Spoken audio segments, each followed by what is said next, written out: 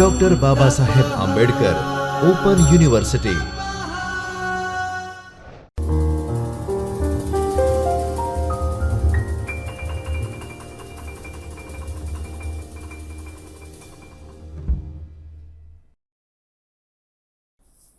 નમસ્કાર વિદ્યાર્થી મિત્રો, ડૉક્ટર બાબા સાહેબ આંબેડકર ઓપન યુનિવર્સિટીના ચૈતન્ય સ્ટુડિયોમાંથી હું Rohit Parmar, assistant professor, department of library information science તરફથી આપ સર્વેનું હાર્દિક સ્વાગત કરું છું.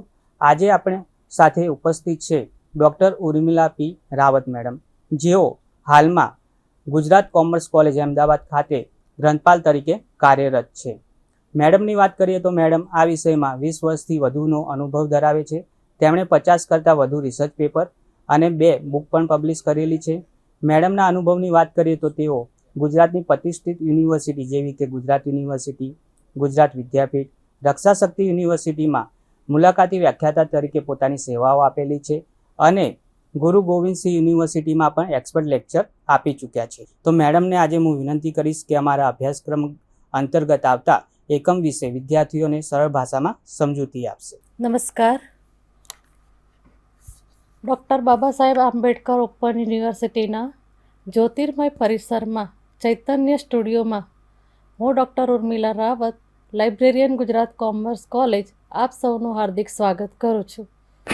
આપણે આજે MLIE માસ્ટર ઓફ લાઇબ્રેરી સાયન્સના 102 કોર્સના યુનિટ નંબર 18ના પ્રેઝન્ટેશન ઓફ રિઝલ્ટ એટલે કે પરિણામોની રજૂઆત વિશે ચર્ચા કરીશું.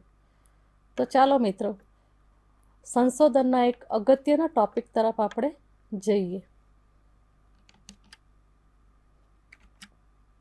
મિત્રો, આ ટૉપિકની આઉટલાઇન જોઈએ તો સૌપ્રથમ સંશોધનમાં વોટ ઇઝ રિસર્ચ રિપોર્ટ અર્થાત સંશોધન અહેવાલ શું છે, ત્યારબાદ સંશોધન અહેવાલોના પ્રકાર અને understand and importance and significant of research report, then સંશોધન દરખાસ્ત શું છે અને તેને કઈ રીતના તૈયાર કરવી જોઈએ, તેનો પ્લાન, આઉટલાઇન, ફોર્મેટ અને કન્ટેન્ટ શું હોવું જોઈએ તે વિશે આપણે આ ટૉપિકમાં ચર્ચા કરીશું. તો ચાલો મિત્રો, સૌપ્રથમ જ્યારે મિત્રો આપણે સંશોધન કાર્ય કરતા હોય ત્યારે આપણું સંશોધન કાર્ય શું કહેવા માંગે છે તેને અંતર્ગત આપણે પબ્લિકમાં તેને મૂકવું હોય તો કમ્યુનિકેટિંગ ઓફ રિસર્ચ રિઝલ્ટ એને વિશે અહીંયા આપણે ચર્ચા કરીશું. તો મિત્રો, આપણે સૌ જાણીએ છીએ કે સંશોધન કાર્ય અને તેનો અહેવાલ એક મહત્ત્વનો દસ્તાવેજ છે. મિત્રો, જ્યાં સુધી આપણે કોઈ પણ સંશોધન કાર્ય કરીએ અને તેને લખી અને એના પરિણામો આપણે પબ્લિક સુધી ન પહોંચાડીએ ત્યાં સુધી આપણું સંશોધન કાર્ય પૂર્ણ થતું નથી. એટલે સંશોધન કાર્ય કર્યા પછી તેના ફાઇન્ડિંગ્સ, તેના કન્ટેન્ટ, આ દરેકે દરેક વસ્તુને આપણે આપણા વિદ્યાર્થીઓ અને પબ્લિક સુધી પહોંચાડવી જરૂરી છે.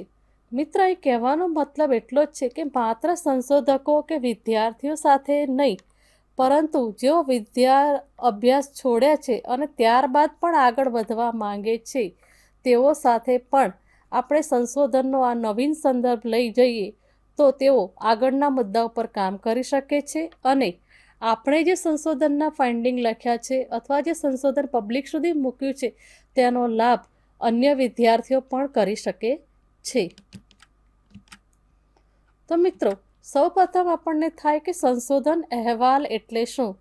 તો જાણીતા વૈજ્ઞાનિક બુશા અને હાર્ટનના મતે જોઈએ તો સંશોધન અહેવાલ એ નવા જ્ઞાનને વિકસાવવા અથવા પ્રશ્નોના હલ કરવા માટે વ્યવસ્થિત અભ્યાસોનો ચોક્કસ અને વિસ્તૃત વૃત્તાંત છે.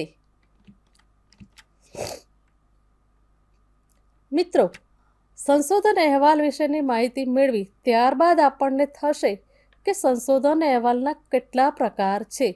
તો અહીં આપણે ઉપભોક્તાની ઉપયોગિતા અને એના હેતુ અનુસાર જુદા જુદા અહેવાલના પ્રકાર વિશે માહિતી આપેલી છે. તો સંશોધન અહેવાલના પ્રકાર: શિક્ષણ, ડિગ્રી, સંશોધન, આપણને કોઈ ગ્રાન્ટ મળતી હોય તો એ ગ્રાન્ટને અનુસાર, અથવા આપણે જો પબ્લિકમાં કોઈક નામના મેળવવી હોય અથવા જાહેર હિતની કોઈ સમસ્યાનું સમાધાન કરવું તે અંતર્ગત આપણે કોઈ રિસર્ચ કરી હોય તો આ દરેકને અનુસાર આપણી ઉપયોગિતાને અનુસાર રિસર્ચ રિપોર્ટના પ્રકાર પડે છે. જેમ કે જો વિદ્યાર્થી અનુસ્નાતક કક્ષાએ સંશોધન કરે તો તેનો અહેવાલ એ લઘુશોધ નિબંધ સ્વરૂપે રજૂ થાય છે, અને જો વિદ્યાર્થી એમફિલ પીએચડી કક્ષાએ સંશોધન કરે તો તે મહાશોધ નિબંધ સ્વરૂપે અહેવાલ રજૂ થાય છે. મિત્રો, આ તો વિદ્યાર્થીઓની કક્ષા અનુસારની વાત કરી. ત્યારબાદ અન્ય કેટલાક અહેવાલો પણ રજૂ થતા હોય છે, જેમ કે શૈક્ષણિક અથવા વ્યાવસાયિક, ઔદ્યોગિક અને સ્પોન્સર પ્રોજેક્ટને અંતર્ગત પણ સંશોધનો થતા હોય છે, અને આ સંશોધનોને આપણે પેપર સ્વરૂપે શોધ જર્નલમાં પણ રજૂ કરતા હોય છે. તો આ દરેકના ઉપયોગિતા અને હેતુ અનુસાર સંશોધન અહેવાલના પ્રકાર પડે છે. મિત્રો, અહીંયા ચાર્ટ દ્વારા કેટલાક પ્રકારો દર્શાવેલા છે, તો આ દરેક પ્રકારને આપણે વિગતવાર જોવાનો પ્રયાસ કરીશું. સૌપ્રથમ છે ટેકનિકલ અથવા વૈજ્ઞાનિક અહેવાલો.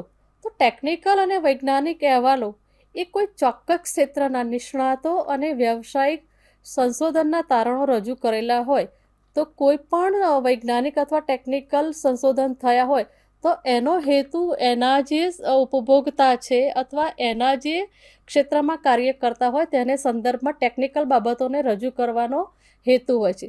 ત્યારબાદ બીજો પ્રકાર છે લોકપ્રિય અહેવાલો. તો લોકપ્રિય અહેવાલો સામાન્ય રીતે એવા પ્રેક્ષકો માટે રચાયેલ છે જે વિશાળ વિષયોની શ્રેણી પર માહિતી આપવા, શિક્ષિત કરવા અથવા મનોરંજન કરવાનો હેતુ ધરાવે છે. તો અહીં આ પોપ્યુલર અહેવાલો છે, મોટે ભાગે જર્નલ, ન્યૂઝપેપર અથવા સંશોધનમાં રજૂ થતા હોય છે. ત્યારબાદ છે સર્વેક્ષણ અહેવાલો. તો સર્વેક્ષણ અહેવાલોમાં આપણે જે સર્વેક્ષણ દ્વારા માહિતી એકત્રિત કરી છે અથવા ડેટાનો સમાવેશ કરેલો છે તેને ચોક્કસ મુદ્દાઓ પર અથવા પ્રશ્નો પર જે આંતરદ્રષ્ટિ કરી અને આપણે અભિપ્રાયો રજૂ કર્યો છે તેને અંતર્ગત આ અહેવાલો રજૂ કરવામાં આવે છે.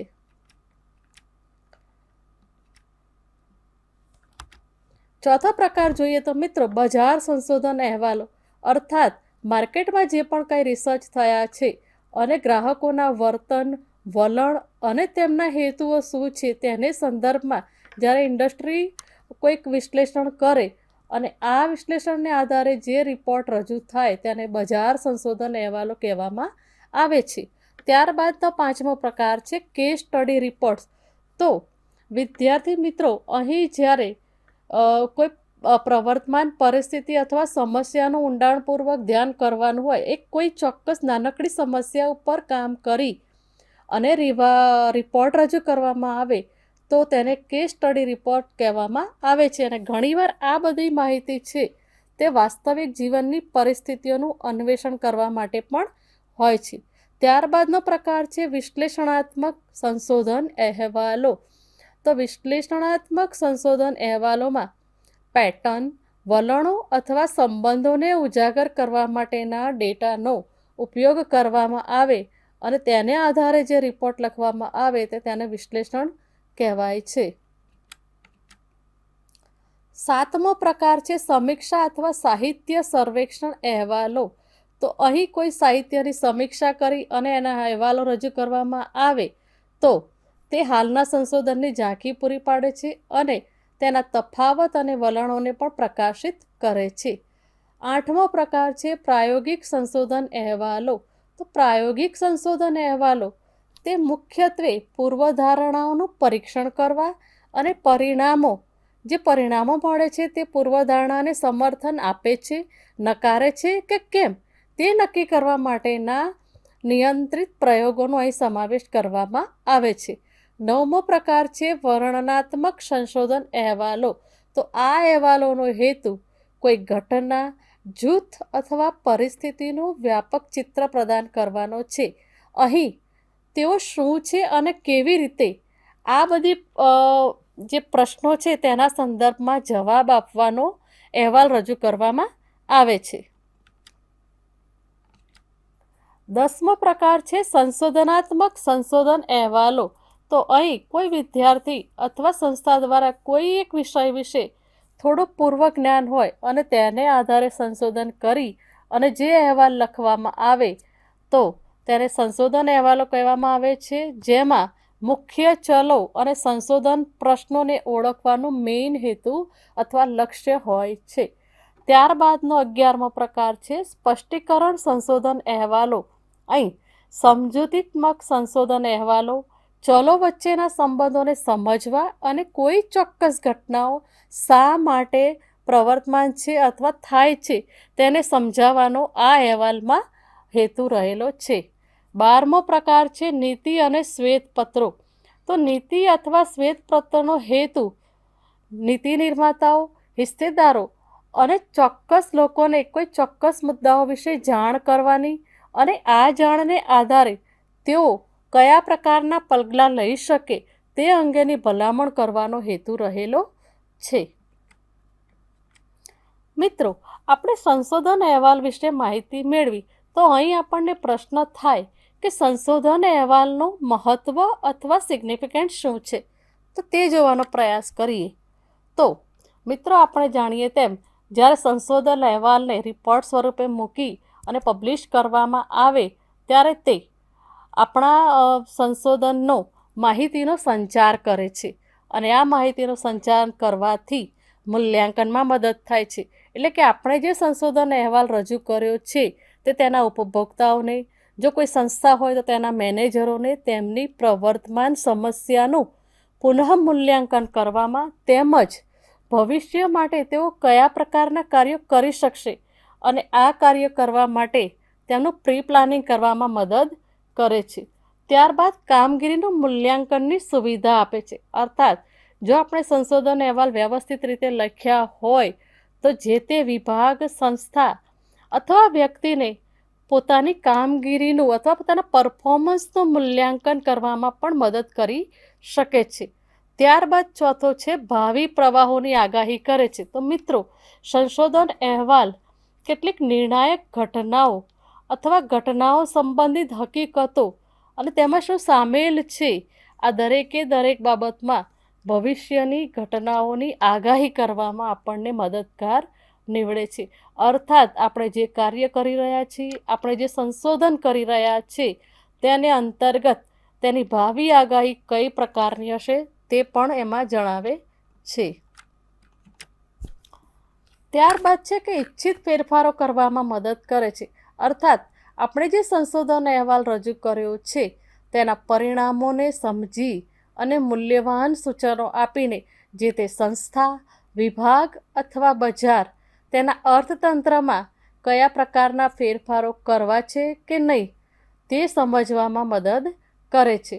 ત્યારબાદનો મુદ્દો છે કે સામાજિક ઉન્નતિ. અર્થાત સંશોધન અહેવાલો સામાજિક પડકારોને સંબોધીને સમાજની પ્રગતિમાં ફાળો આપે છે. 7મું છે કે શૈક્ષણિક અને વ્યાવસાયિક માન્યતા.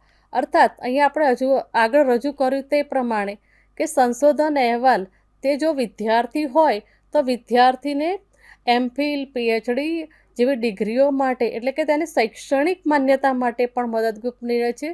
ત્યારબાદ જો વ્યાવસાયિક માન્યતાના સંદર્ભમાં વાત કરીએ તો વ્યક્તિ જ્યારે પોતાના સંશોધન અહેવાલ રજૂ કરે છે તો તે કોઈ કોન્ફરન્સમાં રજૂ કરે અથવા કોઈ પેપરમાં પબ્લિશ કરે, એટલે કે સંશોધન ના જે જુદા જુદા રિસર્ચ પેપર હોય અને એને પબ્લિશ કરતા સામયિકો અથવા જર્નલ હોય તો એમાં પબ્લિશ થવાથી તેને એક અંક મળે છે, API સ્કોર વધે છે. આ રીતે જો તેની એક સ્કોરિંગ વધતા એને વ્યાવસાયિક માન્યતા છે તે વ્યાવસાયિક માન્યતામાં આગળ વધતા એની પ્રતિષ્ઠામાં પણ વધારો થાય છે. તો મિત્રો, હવે આપણે સંશોધન દરખાસ્ત શું છે અને કઈ રીતના થઈ શકે તે વિશે માહિતી મેળવીએ. તો મિત્રો, જ્યારે આપણે સંશોધન દરખાસ્ત લખતા હોઈએ તો એની શરૂઆત કરતાં પહેલાં as a researcher, as a વિદ્યાર્થી તરીકે આપણે કેટલીક વિચારણાઓ કરવી જોઈએ અને પોતાની જાતને કેટલાક પ્રશ્નો પૂછવા જોઈએ, જેમ કે મારે કયા વિષયનો અભ્યાસ કરવો છે અને આ અભ્યાસ હું કરું છું તો તે મારે માટે યોગ્ય છે કે કેમ. તે હું જે સંશોધન કરવા માગું છું તે સંશોધન પાછળ જે આર્થિક હું ઇન્વેસ્ટમેન્ટ કરીશ અથવા જે ખર્ચાયેલ કિંમત છે તે અને સમાજમાં પ્રવર્તમાન જે સમસ્યાઓ છે તે બંનેને હલ કરવામાં કઈ રીતના મદદરૂપ થશે, તો આવા પ્રશ્નો આપણે પહેલાં પોતાની જાતને પૂછવા જોઈએ. ત્યારબાદ આપણે જે સમસ્યા ઉપર કામ કરીએ છીએ તો આ સમસ્યા how does it build upon and જે પણ કાર્ય કરીએ છીએ તેમાં કોઈ પોસિબલ ઇમ્પ્રુવમેન્ટ આવશે. ત્યારબાદ એક્ઝિસ્ટિંગ રિસર્ચ રિલેટેડ કંઈક કાર્ય આમાં થઈ શકશે અથવા જે અગાઉ કાર્યો થઈ શક્યા છે એમાં કંઈક નવું ઇમ્પ્રુવમેન્ટ થશે, કોઈક નવી સુધારણા થશે. આ દરેકે દરેક બાબતોને આપણે પહેલાં આપણી જાત સાથે વિચારણા કરવી જોઈએ. ત્યારબાદ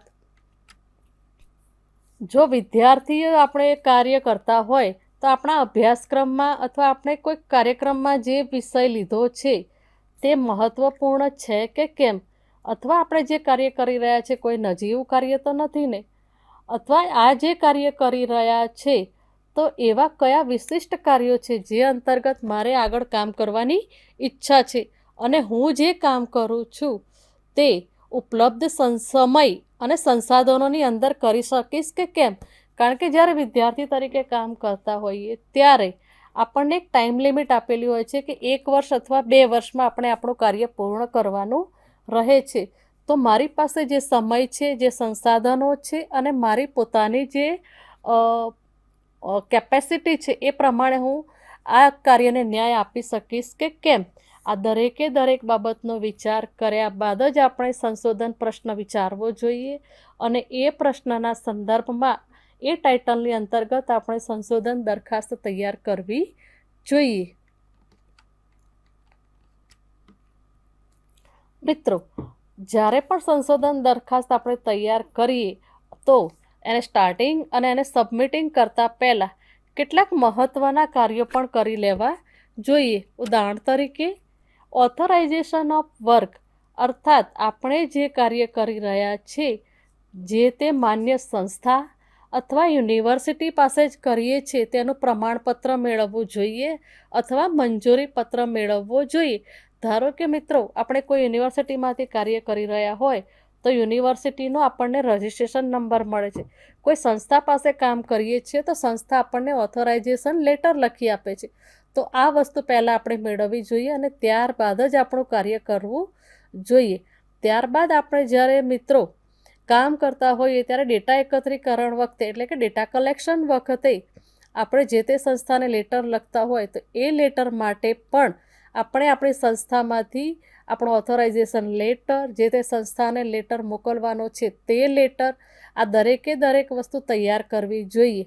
ત્યારબાદ આપણે ડેટા કલેક્શન કરીએ છીએ તે પહેલાં પ્રાઇમરી આપણે કેટલુંક વર્ક કરી અને પ્રશ્નાવલી બનાવીએ છીએ. તો આ પ્રશ્નાવલી બનાવી છે તે પ્રશ્નાવલી પણ ચોક્કસ છે, રિલાયબલ છે અને જે તે સંસ્થા પાસે આપણે માહિતી મેળવીએ છીએ તે સંસ્થાની પ્રારંભિક માન્યતા લઈ અને ત્યારબાદ જ આપણે વિષય નિષ્ણાતોને યોગ્ય માટે મોકલી દેવું જોઈએ. એટલે વિષય નિષ્ણાતોના મંતવ્ય લેતા સમયે પણ આપણા માન્યતા પત્ર અને રવાનગી પત્ર સાથે સામેલ કરવા જોઈએ. અંતે જ્યારે આપણે દરખાસ્ત સંસ્થામાં રજૂ કરતા હોઈએ અને અહેવાલ રજૂ કરવાનો થાય ત્યારે પણ બંને સંસ્થાઓનો સંમતિપત્ર અને આપણો પત્ર સાથે રજૂ કરવો જોઈએ. હવે મિત્રો આપણે જોઈશું કે રિસર્ચ પ્રપોઝલ એને રાઇટિંગમાં એટલે ચોક્કસ પ્રેક્ટિકલ કાર્ય કઈ રીતના કરી શકીએ તેના કન્ટેન્ટ પોઈન્ટ ઓફ વ્યૂ આપણે ચર્ચા કરીશું. તો સૌપ્રથમ સંશોધન દરખાસ્ત લખતા હોઈએ ત્યારે પહેલું છે પરિચય એટલે કે ઇન્ટ્રોડક્શન. ઇન્ટ્રોડક્શનમાં આપણો પોતાનો પરિચય, આપણી સંસ્થાનો પરિચય, આપણે જે યુનિવર્સિટીમાંથી કામ કરીએ છીએ તેનો પરિચય એટલે કે તે સંસ્થાનું નામ, તેનું સ્થળ એ જણાવવું જોઈએ.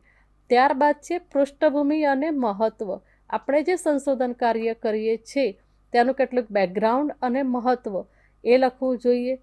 ત્રીજો મુદ્દો છે અગાઉના અભ્યાસ એટલે કે આપણે જે ટાઇટલ સાથે કામ કરીએ છીએ તેને સંબંધિત અગાઉ કોઈ કાર્ય થયા છે કે કેમ, અગાઉ કોઈ અભ્યાસ થયા છે અથવા રિસર્ચ થયા છે કે રિસર્ચ પેપર રજૂ થયા છે તે સંદર્ભે માહિતી લખવી જોઈએ અને તેને રિલેટેડ જેટલું પણ લિટરેચર હોય તે વાંચ્યા બાદ તેની સમીક્ષા પણ રજૂ કરવી જોઈએ.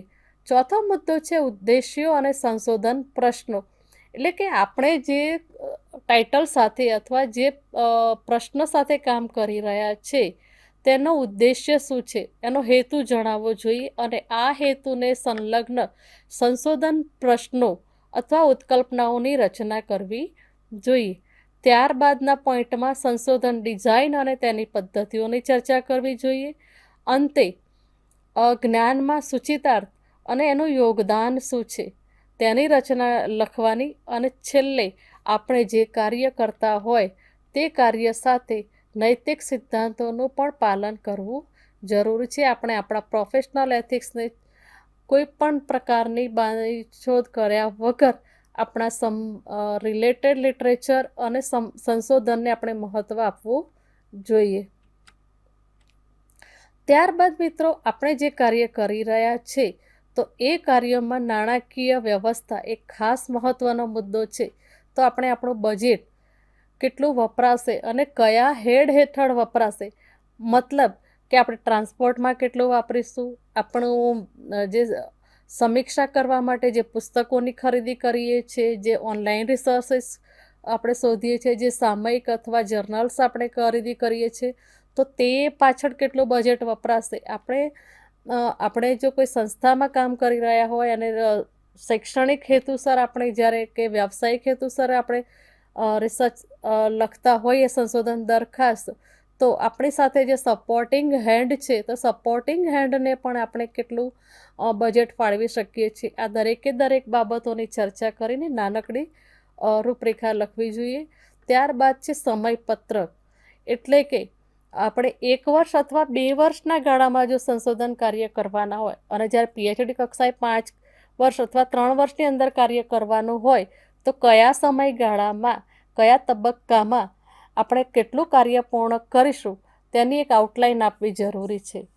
એટલે કે ધારો કે પહેલા 3 મહિનામાં આપણે કેટલું કાર્ય કરીશું, પછીના 3 મહિનામાં કેટલું કાર્ય કરીશું, 6 મહિનાને અંતે એક નાનકડી રિપોર્ટ સમરી બનાવીને આપણે સંસ્થાને કહી શકીએ કે ભાઈ મારું સંશોધન કાર્યમાં આટલું કામ થયું છે અને હજુ આટલું બાકી છે. તો આ દરેક બાબતોનો સમયપત્રકની ટેગલાઇન હેઠળ આપણે ઉલ્લેખ કરવો જોઈએ. ત્યારબાદ નિષ્કર્ષ. એટલે કે આપણે આપણું સંશોધન દ્વારા શું હાંસિલ કરવા જઈ રહ્યા છે તેની ભવિષ્યની વિચારણા કરીને તેમાં નિષ્કર્ષ લખવો જોઈએ અને છેલ્લે પરિશિષ્ટ સામેલ કરવા જોઈએ.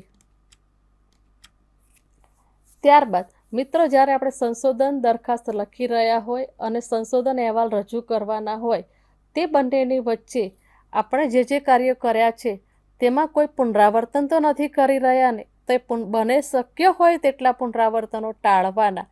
અને આપણે જે કામ કરી રહ્યા છીએ તેમ મેન્યુઅલ સ્ક્રિપ્ટ લખતા હોય અથવા ટાઈપ રાઇટિંગથી લખતા હોય તો પ્રૂફ રીડિંગ એ ખૂબ મહત્ત્વનો હિસ્સો છે. તો પ્રૂફ રીડિંગ કાર્ય પણ સમયે કરી લેવું જોઈએ અને પ્રૂફ રીડિંગમાં શક્ય હોય ત્યાં સુધી ભૂલો વગરનું આપણે કામ થાય તે પ્રકારનું આપણે સંશોધન કાર્ય કરવું જોઈએ.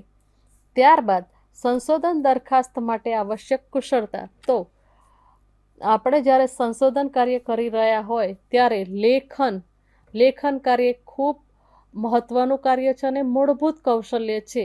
તો દરેક વ્યાવસાયિક ક્ષેત્રમાં લેખન કાર્ય મૂળભૂત કૌશલ્ય છે. કારણ કે મિત્રો આપણે જાણીએ છીએ કે સંશોધન દસ્તાવેજ એક લેખિત દસ્તાવેજ છે અને એ આપણી એક ટેન્જિબલ સંપત્તિ છે. તો આ સંપત્તિની રચનામાં એક મહત્ત્વનો મુદ્દો આપણે ધ્યાન રાખવો જોઈએ કે લેખન કાર્ય ખૂબ જરૂરી છે અને આ લેખન કાર્યમાં આપણું બેઝિક કૌશલ્ય હોવું જોઈએ. ત્યારબાદ તમારી યોજના, વિચાર અને પ્રોજેક્ટની રૂપરેખા થકી તમારા ભાવિ પ્રેક્ષકોને તમે કેટલી એસ્યોરન્સ અપાવી શકો છો, અર્થાત ખાતરી અપાવી શકો છો કે વિશ્વાસ અપાવી શકો છો, તે સાથેનું આપણું લખાણ હોવું જોઈએ. મિત્રો બને શક્ય હોય ત્યાં સુધી આપણે આપણા દરખાસ્ત લેખનમાં ભૂલો અટકાવવી જોઈએ અને જો ભૂલો થતી હોય તો કયા પ્રકારની ભૂલો થાય છે તે વિશે આપણે જોઈએ. તો સંશોધન પ્રસ્તાવ આપણે લખતા હોઈએ ત્યારે તે ખૂબ લાંબો અથવા ખૂબ ટૂંકો ન હોય તે જોવું જોઈએ. અર્થાત પ્રસ્તાવને ખૂબ લાંબો અથવા ખૂબ ટૂંકો ન બનાવવો જોઈએ. લાંબો પ્રસ્તાવ હોય તો એનાથી આપણા પ્રેક્ષકો અકળાઈ જાય છે અથવા એનું જે મહત્ત્વ છે ગરિમા ઓછી થાય છે. અને જો ખૂબ ટૂંકો પ્રસ્તાવ બનાવીએ છીએ તો ઉપભોક્તા પાસે જે માહિતી જવી જોઈએ તે આપણે પહોંચાડી શકતા નથી. એટલે અહીં આપણે જ્યારે સંશોધન દરખાસ્ત લખતા હોઈએ ત્યારે પ્રસ્તાવને ખૂબ લાંબો અથવા ખૂબ ટૂંકો ન બનાવવો. ત્યારબાદ છે એપીએ શૈલીનો યોગ્ય રીતે ઉપયોગ ન કરવો. તો મિત્રો, જ્યારે આપણે સામાજિક સંશોધન કાર્ય કરી રહ્યા હોય ત્યારે એપીએ શૈલીનો ઉપયોગ કરવામાં આવે છે. તો આપણે આપણા સંશોધન કાર્યના હેતુને ધ્યાનમાં રાખી અને આપણે જે ક્ષેત્રમાં કાર્ય કરતા હોય તે ક્ષેત્રને અનુરૂપ એપીએ શૈલી અથવા એમએલએ શૈલી, તો આપણે કયા ક્ષેત્રમાં કાર્ય કરીએ છીએ તેને અનુસાર આપણે એપીએ શૈલીનો ઉપયોગ કરવો જોઈએ. ઘણીવાર મિત્રો પોતાને સંશોધન કાર્ય કરતા હોય ત્યારે પોતાને વિદ્વતા દેખાડવા માટે ઘણા બધા સાઇટેશનનો ઉપયોગ કરે છે. તો શક્ય હોય ત્યાં સુધી તમે જે સંશોધન કાર્યમાં ઉપયોગમાં લીધા હોય તેવા જ સાઇટેશનનો ઉપયોગ કરવો જોઈએ. એટલે કે ઘણા બધા સાઇટેશનનો ઉપયોગ ટાળવો જોઈએ. ત્યારબાદ વ્યાકરણ અને જોડણીની ભૂલો માટે પ્રૂફ રીડિંગ ખાસ કરવું જોઈએ.